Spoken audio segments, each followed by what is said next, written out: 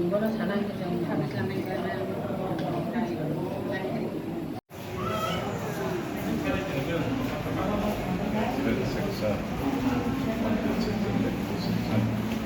will forward.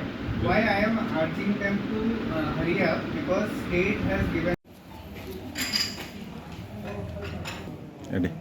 There is irregularities in selection of beneficiaries under PMAYG 2.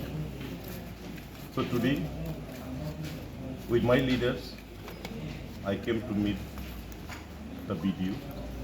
I have categorically told them regarding the problems in Kakrasara and Nonosara particularly, and of course, in all the 14 VCs of my constituency, that the genuine beneficiaries should get, because what we have seen is, in their names or in their job card name, as many as 44 beneficiaries in Kakrasara alone has got their name approved, which means 44 genuine beneficiaries will not be getting the house.